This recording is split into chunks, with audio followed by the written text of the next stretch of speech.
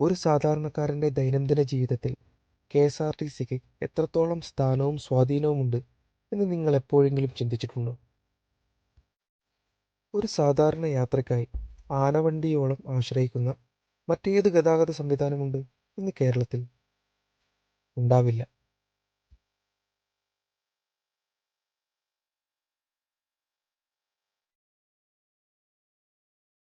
അങ്ങനെ ഒരു യാത്ര പോകാനായി സുൽത്താൻ ബത്തേരി കെ.എസ്.ആർ.ടി.സി ഡിപ്പോയിൽ ബസ് കാത്തു നിൽക്കുമ്പോഴാണ് സാധാരണ കണ്ട് പരിചയമില്ലാത്ത ഒരു 4 ബസ്സുകൾ ഡിപ്പോയുടെ മറ്റൊരറ്റത്ത് നിർത്തിയിട്ടിരിക്കുന്ന ശ്രദ്ധയിൽപ്പെട്ടത്.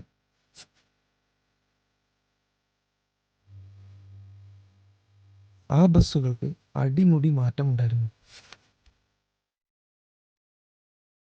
കാര്യമെന്താണെന്ന് അന്വേഷിച്ചറിഞ്ഞപ്പോഴാണ് വളരെ സന്തോഷം തോന്നിയത്.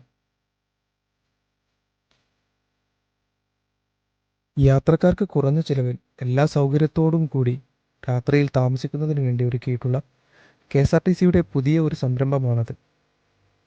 KSRTC sleeper.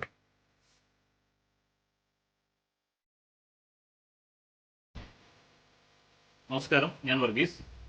KSRTC budget tourism cell Wayanad ജില്ലാ കോർഡിനേറ്ററാണ്.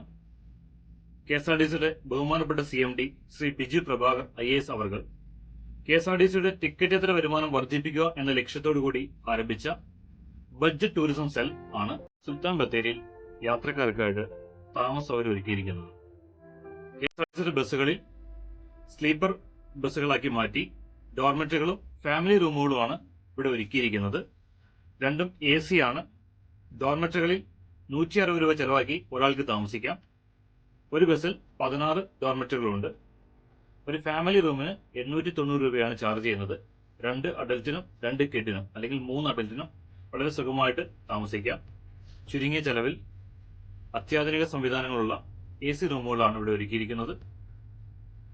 ഈ ബസ്സിനോട് ചേർന്നുള്ള ബിൽഡിങ്ങിൽ ഇതിലെ യാത്രക്കാർക്ക് വേണ്ടി വളരെ നീറ്റ് ആൻഡ് ക്ലീൻ ആയ ടോയ്ലറ്റുകൾ ഒരുക്കിയിട്ടുണ്ട്.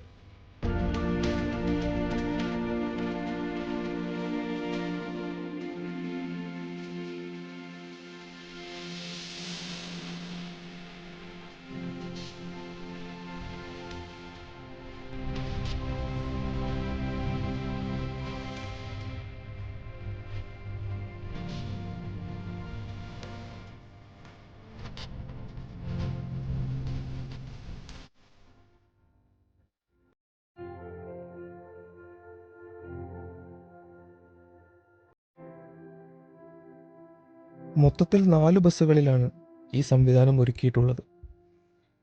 ഭക്ഷണം കഴിക്കാനുള്ള സ്ഥലവും അത്യാവശ്യം സാധനങ്ങൾ സൂക്ഷിക്കാനുള്ള ലോക്കറുകളും കോമൺ ആയിട്ടുള്ള മൊബൈൽ ചാർജിംഗ് സോക്കറ്റുകളും എല്ലാം ബസ്സിനുള്ളിൽ തന്നെ ഒരുക്കിയിട്ടുണ്ട്.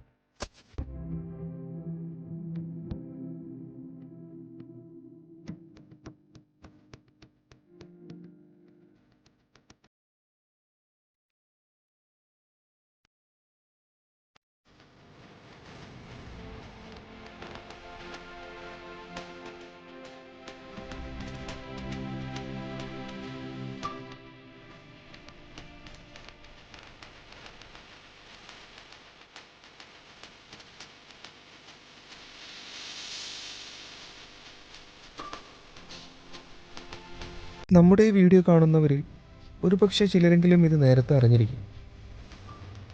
എന്നാൽ അറിയാത്തവർക്കായി ഈ ഒരു ഇൻഫർമേഷൻ ഷെയർ ചെയ്യും. സുൽത്താൻ ബത്തേരിയിലേക്ക് യാത്ര ചെയ്യുന്നവർക്കോ രാത്രിയിൽ സുൽത്താൻ ബത്തേരിയിൽ വന്ന് കുടുങ്ങുന്നവർക്കോ ഒരുപക്ഷെ ഇത് ഉപകാരപ്പെട്ടേക്കാം.